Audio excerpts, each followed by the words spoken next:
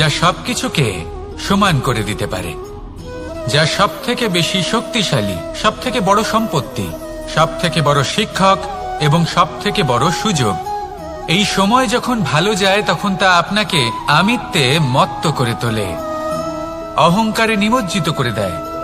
আর যখন খারাপ হয় তখন দুঃখের সাগরে নিজের প্রতি ঘৃণাবোধে নিমজ্জিত করে।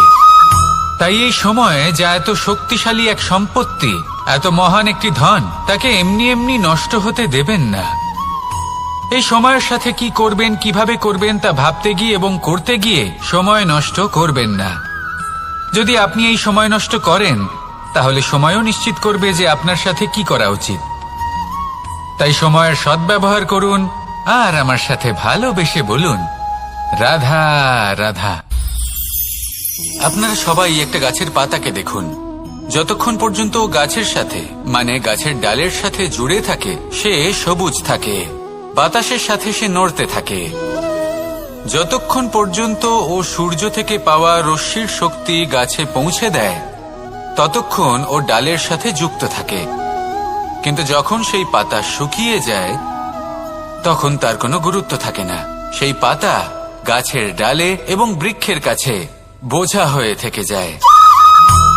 এবং এমন এক সময় আসে যখন সেই ডালটি শুকনো সেই পাতাকে পরিত্যাগ করে। এটাই আমরা এই প্রকৃতিতে দেখি এবং এটাই হলো সত্য। আর এটাই আমাদের জীবনে খুব বড় একটা শিক্ষা।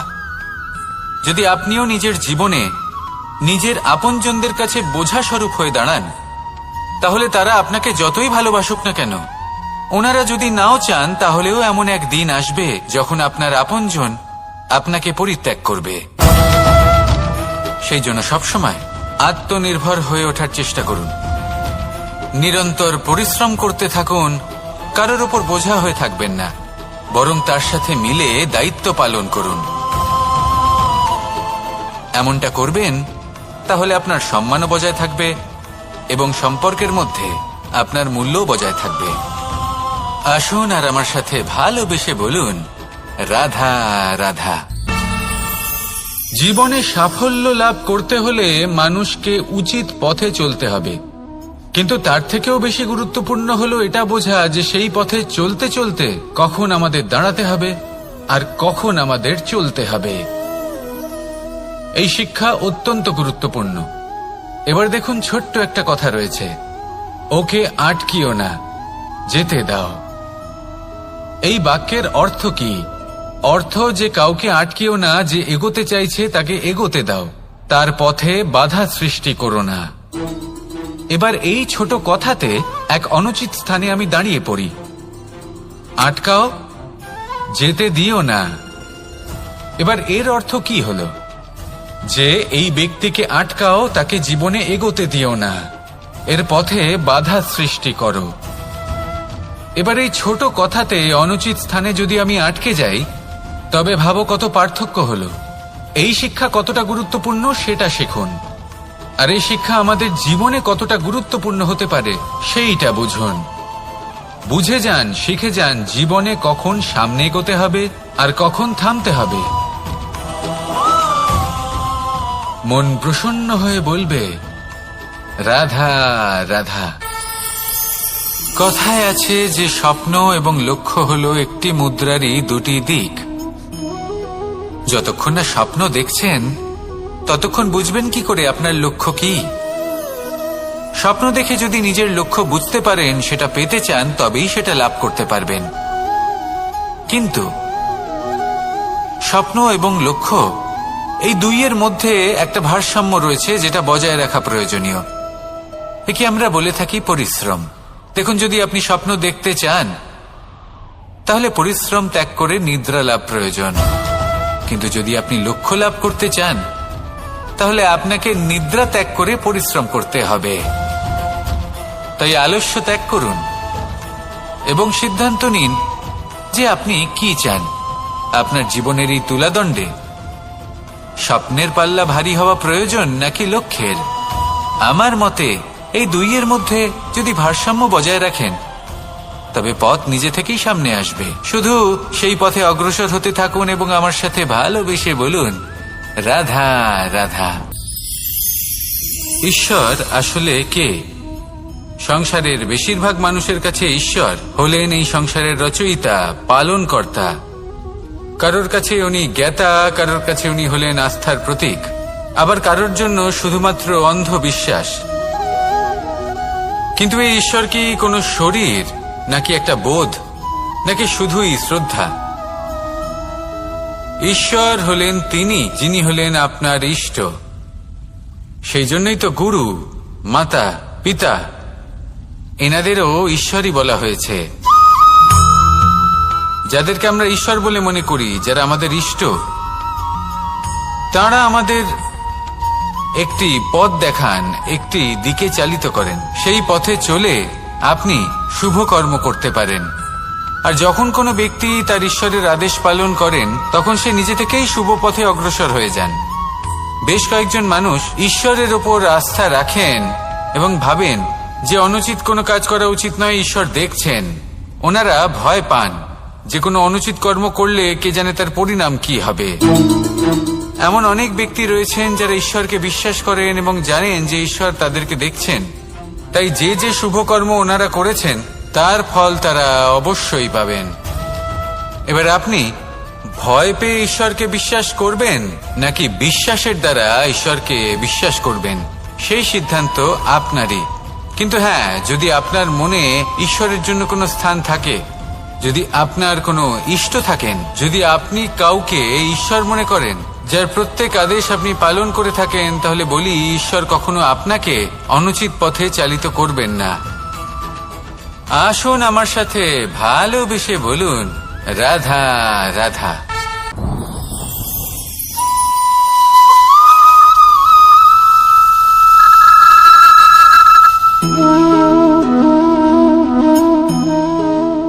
মোহনের বাঁশির এই সুর, এই সঙ্গীত কার না পছন্দ হয়?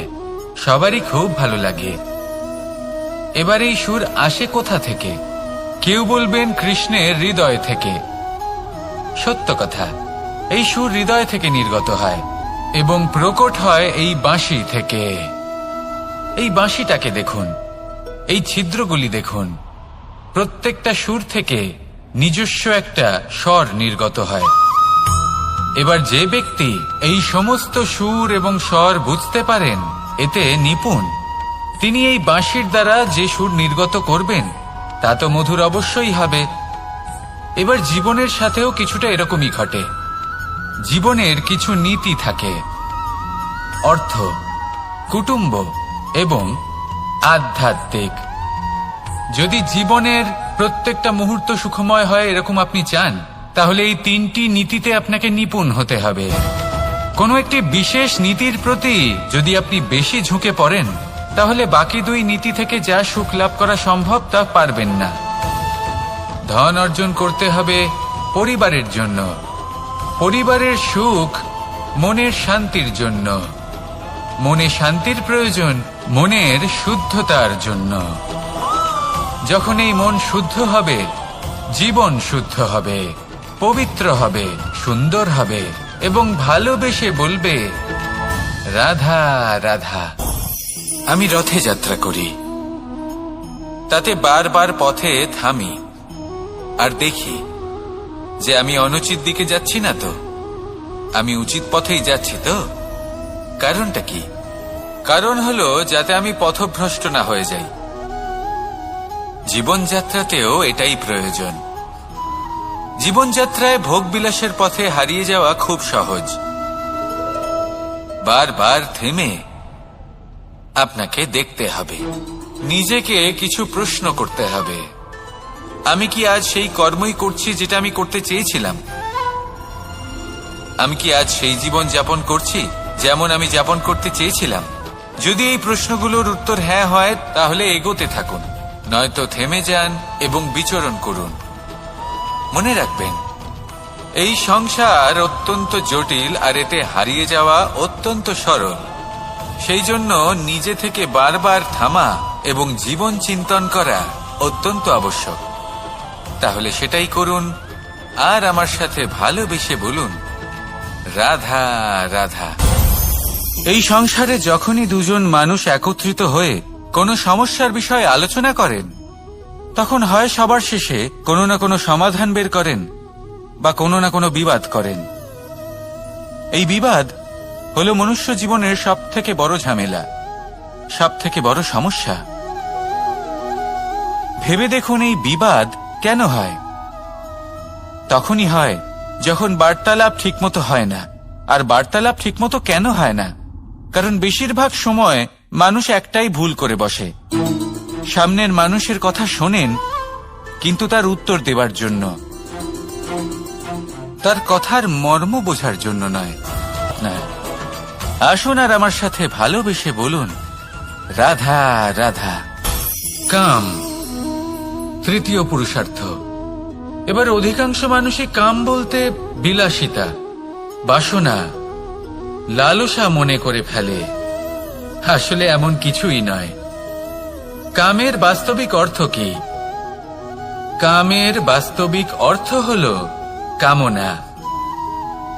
প্রতিটা ব্যক্তি, প্রতিটা মানুষ, প্রতিটা জীব এই সংসারে কোনো না কোনো বিশেষ কারণে আসে। সেই কারণকে পূর্ণ করার জন্য কর্ম করাকে কাম বলে। এখন সেটা সবার জন্য ভিন্ন হতে পারে। কারোর কাছে সেটা জ্ঞান অর্জন করা হতে পারে, আবার কারোর কাছে নির্মাণ করা হতে পারে। কারোর জন্য পরিবারকে সঞ্চালন করা হতে পারে, আবার কারোর জন্য এই সংসার থেকে পাপ দূর করা হতে পারে। কিন্তু সবথেকে গুরুত্বপূর্ণ হলো যে মানুষ যেন নিজের কর্ম ঠিক করে করে, সম্পূর্ণ যত্ন নিয়ে করে। তৃতীয় পুরুষার্থ মানে এই কাম।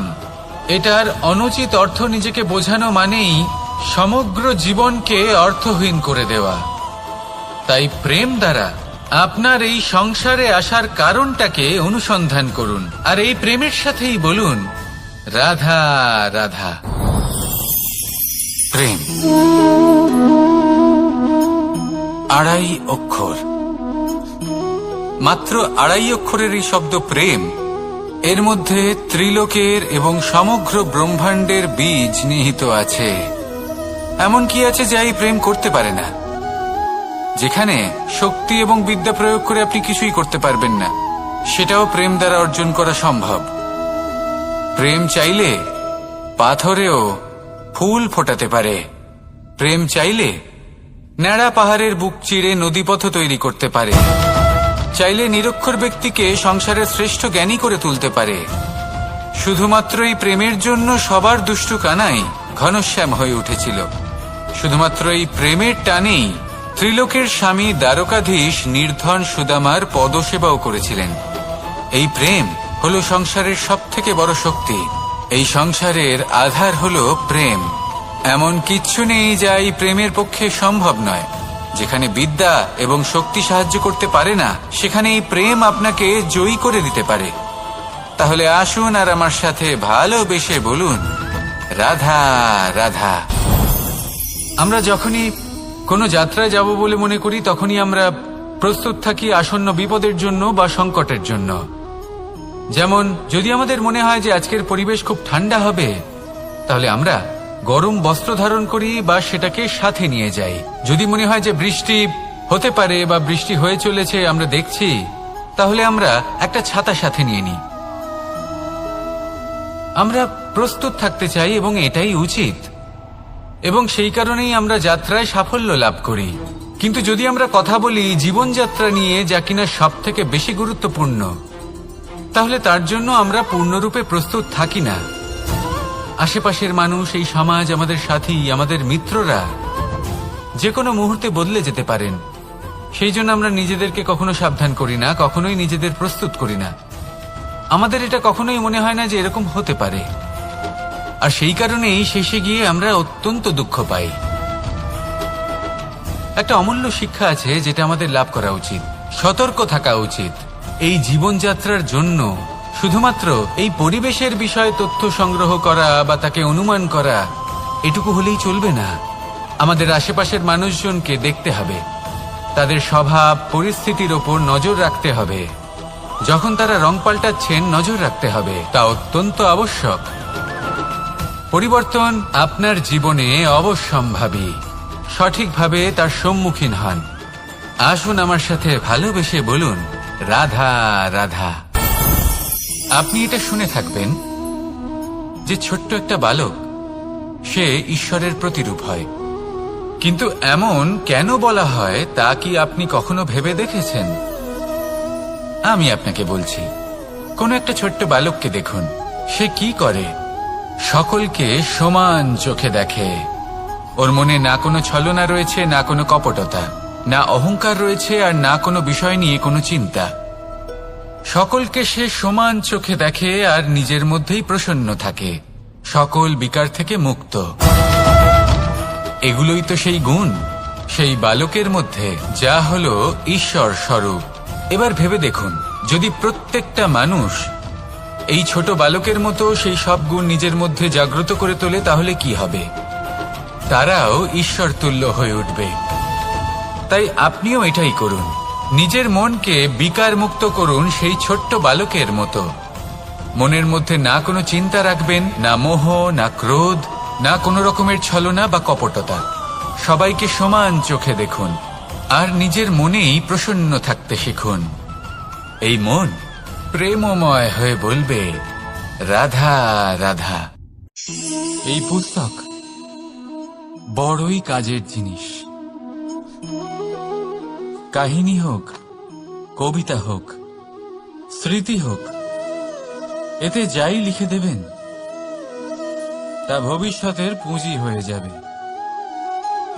কিন্তু যদি কখনো এমন হয় যে এই পুস্তক ময়লা হয়ে যায়, বা যদি কোনো পাতায় আপনি ভুল করে কালি ফেলে দেন, বা কোনো বাক্য লিখতে গিয়ে আপনি ভুল করে ফেলেন, তাহলে আপনি কি করেন? সেই পুস্তক কি আপনি তুলে ফেলে দেন? না, তাই তো?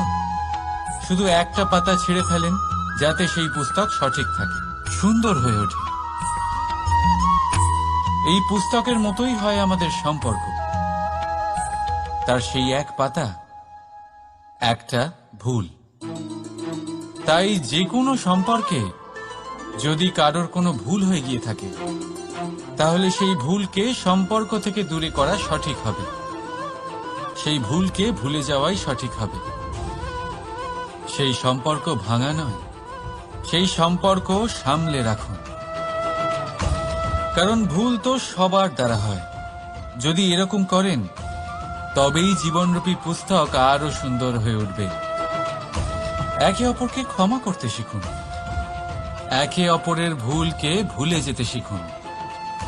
তারপর দেখবেন এই জীবনে আরো আনন্দ আসবে, আর এই সম্পর্ক নিঃশ্বাস নিতে থাকবে। রাধা রাধা।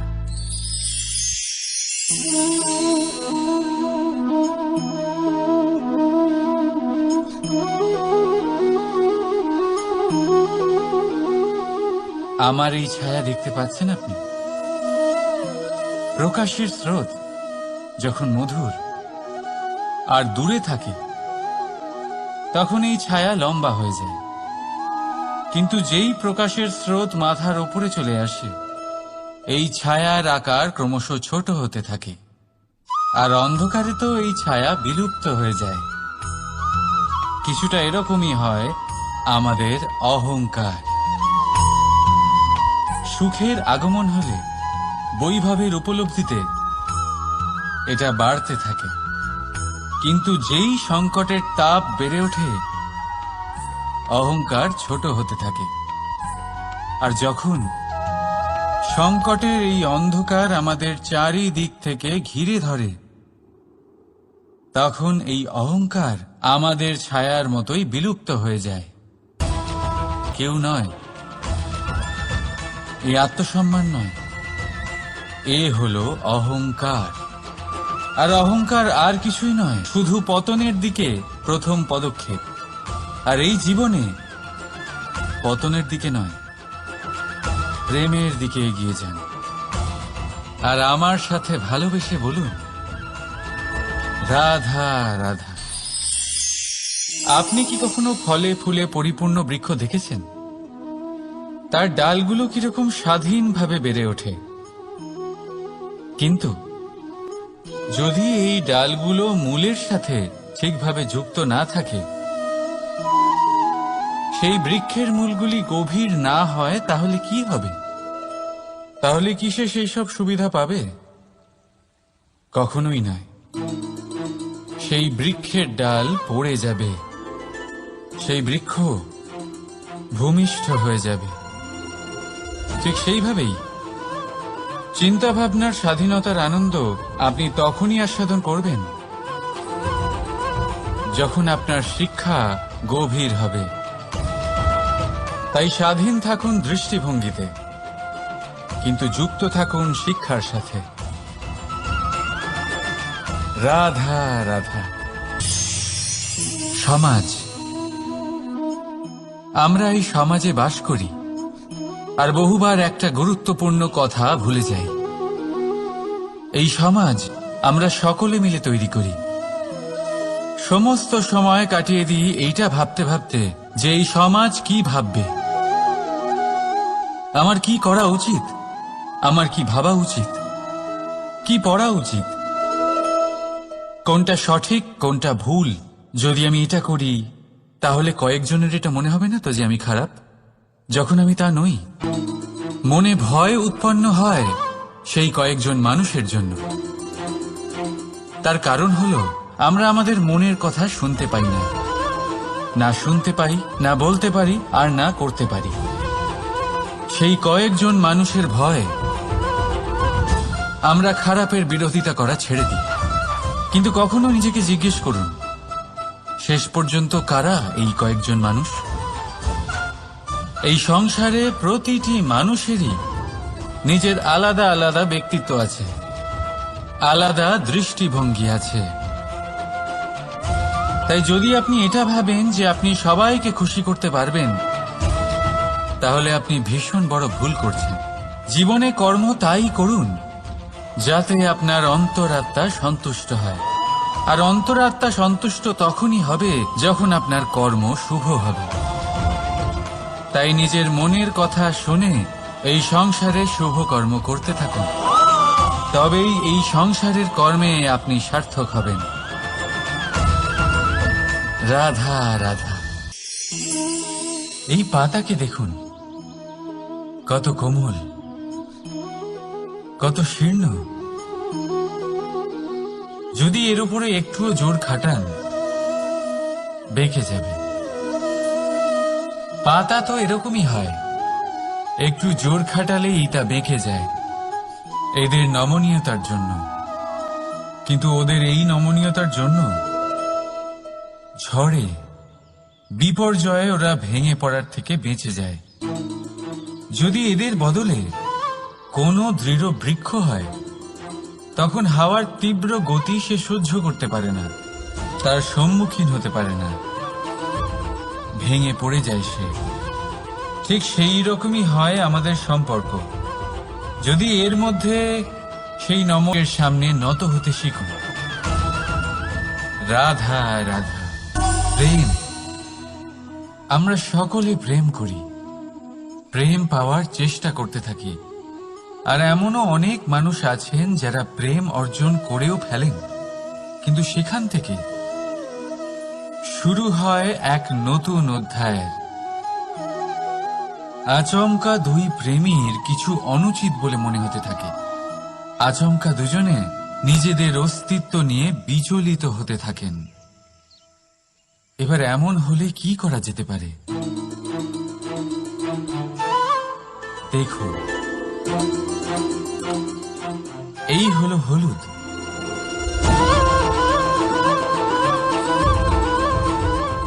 আর এই হলো চুন।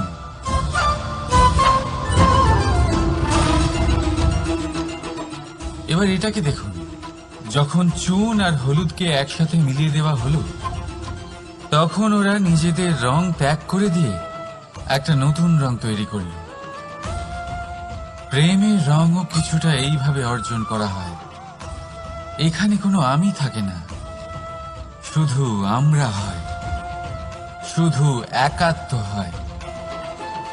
সেই জন্য ত্যাগ করুন নিজের অস্তিত্বকে, আর মনের উত্তেজনাকে আলিঙ্গন করুন। তারপর দেখুন আপনার এই প্রেম আপনাকে কোথায় কোথায় নিয়ে যায়। রাধা রাধা। এই সংসারে অসংখ্য মানুষ অর্থ আর সামর্থ্য দিয়ে মূল্যায়ন করেন যে কোনো মানুষের, নিজেদেরও আর অন্যদেরও। আর বহুবার অর্থ আর সামর্থ্য অর্জন করতে গিয়ে আমরা সময়, সম্পর্ক আর স্বাস্থ্য পিছনে ফেলে আসি। আমরা তার খেয়াল রাখি না। ভাবি যে একবার এই অর্থ আর সামর্থ্য অর্জন করে নেওয়ার পর তারপর সময়ও আমাদের কথা মতো চলবে, সম্পর্কগুলো আরো মধুর হয়ে যাবে, আর স্বাস্থ্যও আমাদের হাতের মুঠোয় থাকবে। কিন্তু এই অর্থের জন্য যখন আমরা এই তিনটেই হারিয়ে ফেলি, তখনই আমরা বুঝতে পারি যে আমরা কতটা অর্থহীন ছিলাম।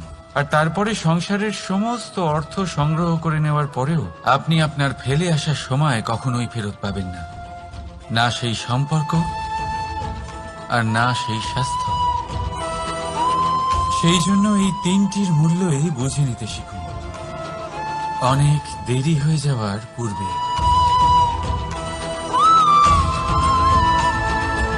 রাধা রাধা। অনেক উচ্চতায় পৌঁছতে গেলে আমাদের কি প্রয়োজন হয়? এর উত্তর বড়ই সহজ, সিঁড়ির। এবার এর মধ্যে একটা গভীর রহস্য লুকিয়ে আছে। আমরা যখন দ্রুত সিঁড়ি দিয়ে উঠি, তখন কাউকে পেছনে ফেলে এলে তখন তাকে দেখে কি আমরা ছোট মনে করি? তাকে কি আমরা নিচু নজরে দেখি? যদি কাউকে ধাক্কা দিয়ে আমাদের এগোতে হয়, তাকে দেখে কি আমরা উপহাস করি? যদি আপনার উত্তর হ্যাঁ হয়, তাহলে এটা আপনার বড় ভুল। আপনার সিঁড়িতে যার সাথেই দেখা হোক, মধুর সম্পর্ক বজায় রাখুন, স্নেহময় ব্যবহার করবেন তার সাথে, বিনম্র থাকবেন। কারণ যে সিঁড়ি দিয়ে আপনি উঠছেন, মনে রাখবেন সেই সিঁড়ি দিয়ে আপনাকে নিচেও নামতে হবে।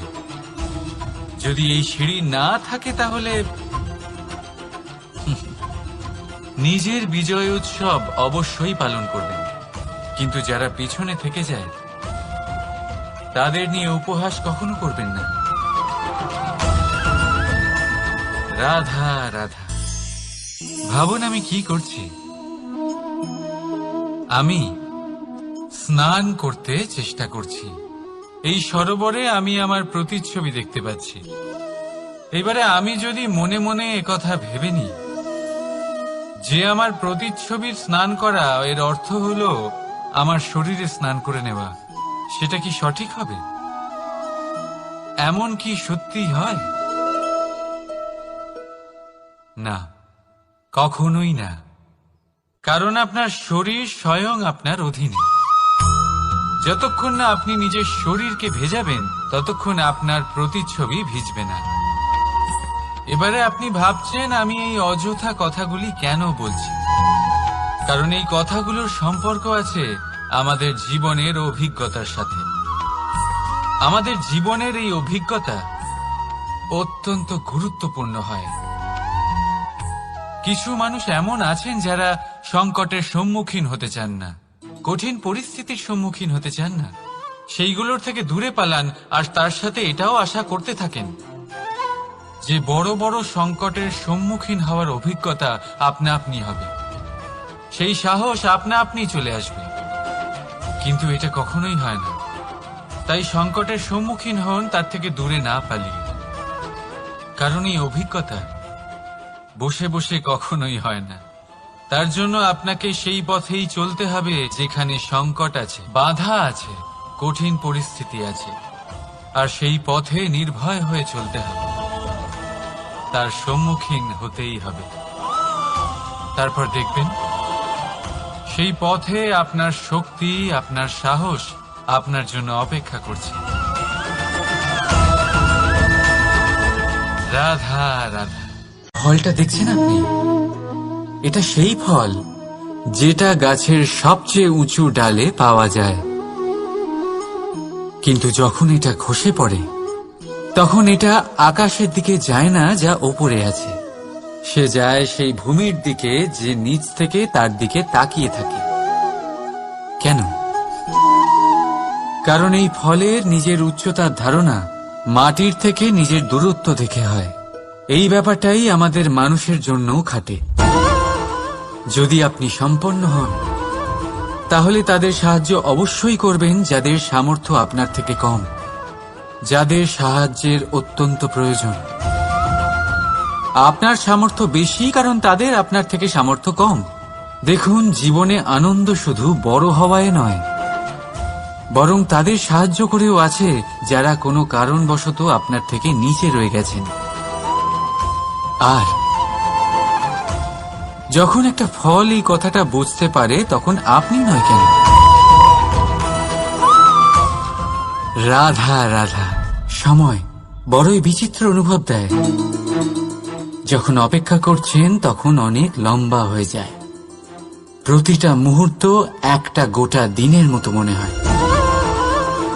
ঠিক সেইভাবেই যদি কোথাও যেতে দেরি হয়, তখন সময় দৌড়তে থাকে।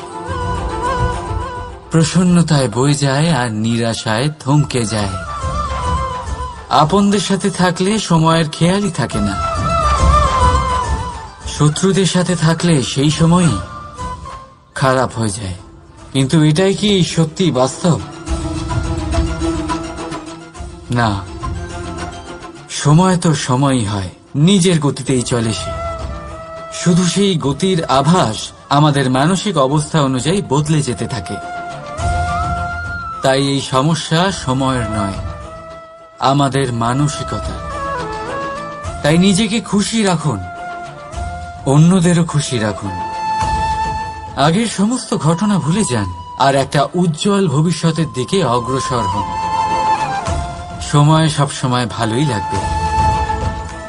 প্রেম করুন সবার সাথে, সময় সবসময় সুখেই কাটবে। রাধা রাধা। অগ্নি জীবনে খুব মহত্বপূর্ণ হয়। এই অগ্নি, এই অগ্নি উজ্জ্বলতা হয়ে আমাদের জীবিত রাখে। কিন্তু ভাবুন, যদি এই উজ্জ্বলতা ক্রোধের অগ্নি হয়ে দিকভ্রষ্ট হয়, তাহলে কি হবে? একটা ছোট পাতা দিয়ে শুরু করে গোটা বনকে ছারখার করে দিতে পারে। ঠিক সেরকমই মানুষের ক্রোধের আগুনও অন্যদের তো ভস্ম করেই, কিন্তু তার পূর্বে স্বয়ং নিজেকেই ভস্ম করে দেয়। তাহলে কি করা যায়?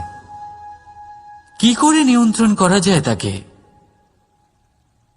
উত্তর হলো, তাতে জল ঢেলে দিয়ে, জলের মতো বইতে দিন একে। ঠিক সেইভাবে যেমন সূর্য নিজের অগ্নিকে তেজ বানিয়ে আপনার কাছে পৌঁছে দেয়। এটাই পার্থক্য সূর্যের অগ্নি আর ক্রোধের অগ্নির মধ্যে। সূর্যের অগ্নি বিচ্ছুরিত হয়ে প্রতিফলিত হয়ে আসে, আর সেই জন্যই তাকে তেজ বলা হয়। অন্যদিকে আমাদের ক্রোধের আগুনের কোনো সীমাই থাকে না। তাহলে নিজের অন্তরের শক্তিকে ক্রোধের আগুন বানিয়ে জ্বালাতে চান, নাকি উজ্জ্বলতা বানিয়ে বিস্তারিত করতে চান? সিদ্ধান্ত আপনার। রাধা রাধা। এই সংসার অনেকটাই বড়, আর আমরা তার কাছে অত্যন্ত নগণ্য। এই সংসারে এমন অনেক মানুষ পাওয়া যায় যারা বোঝান যে এই সংসারটা কতটা বড়, কতটা অদ্ভুত, কতটা সুন্দর। আর এই সংসার রচনা করে পরমেশ্বর কত মহান এক কাজ করেছেন। কিন্তু আপনি এই জীবনে মাত্র কয়েকজন মানুষকেই পাবেন যারা আপনাকে এটা বলবেন যে এই সংসারে আপনি কতটা গুরুত্বপূর্ণ, আপনি কতটা অদ্ভুত। যদি আপনি তাদের সাথে থাকেন, তাহলে তারা নতুন কিছু সৃষ্টি করতে পারেন, এই সংসারকে আরো কতটা পবিত্র করতে পারেন। তাই এই সংসারকে গুরুত্ব না দিয়ে সেই মুষ্টিমেয় কিছু মানুষকে গুরুত্ব দিন, কারণ তারাই হলো আপনার আপনজন, আর তারাই আপনাকে সঠিক পথে চালিত করবে। মানুষকে তো বর্ষার স্রোতও বয়ে নিয়ে যেতে পারে, তাকে সাগরও ডুবিয়ে দিতে পারে, কিন্তু গঙ্গা জল সবচেয়ে বেশি শুদ্ধ, কারণ তার কয়েক ফোঁটা মানুষকে মুক্ত করে দেয়। রাধা রাধা। এ হলো একটা পাতলা সুতো। ভাবছি যদি এটা দিয়ে আমি পোশাক বানাই তাহলে নিজের জন্য কত সুন্দর একটা পোশাক বানাতে পারবো। কিন্তু যদি এটা আমি চিন্তা করবেন না,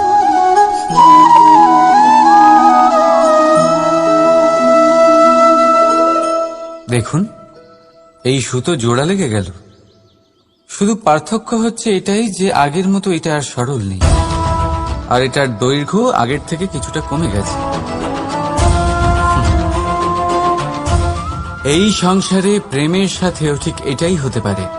প্রেমের এই সুতো যা দুই মানুষকে একসাথে বেঁধে রাখে, অহংকার আর স্বার্থের আঘাত সে সহ্য করতে পারে না, ছিঁড়ে যায়। চেষ্টা করলে আবার এই সম্পর্ক হয়তো জোড়া লাগতে পারে, কিন্তু তা আগের মতো কখনোই থাকে না, কারণ মনে গিট পড়ে যায়। সেই জন্য প্রেমকে স্নেহের সাথে সামলে রাখুন, অহংকার আর স্বার্থের থেকে দূরে থাকুন। রাধা রাধা। আগুন কি করে? জ্বালায়। সেটা কাঠই হোক, কয়লা হোক, বস্ত্র হোক, যাই আপনি আগুনে দেবেন তা ভস্ম হয়ে যাবে। কিন্তু সোনা, যদি আপনি সোনা আগুনে ফেলেন তাহলে তা কুন্দন হয়ে নিজের অস্তিত্ব তৈরি করে। যদি আপনি লোহা গরম করেন তাহলে তা ইস্পাত হয়ে যায়। কেন কেন হয় এরকম? কারণ তাদের অন্তরের আগুন জ্বালানোর আগুনের থেকে অনেক বেশি তীব্র হয়। এই আগুন হলো পবিত্রতার, এই আগুন হলো নিশ্চয়তার। যদি আপনার লক্ষ্য স্থির থাকে, আপনার ইচ্ছে দৃঢ় হয়, তাহলে কুন্দন হয়ে বেরোবেন, ইস্পাত হয়ে বাঁচবেন, অন্তর থেকে শক্তি পাবেন, আর কেউ আপনার সাথে কোনো অনিষ্ট করতে পারবে না। রাধা রাধা। মানুষের জীবন কি? আপনি বলতে পারেন জন্ম আর মৃত্যুর মধ্যেকার সময়। আর মৃত্যু কখন হয়? যখন মানুষ শ্বাস নেওয়া বন্ধ করে দেয়, হাত পা নাড়ানো বন্ধ করে দেয়, ভাবা ছেড়ে দেয়।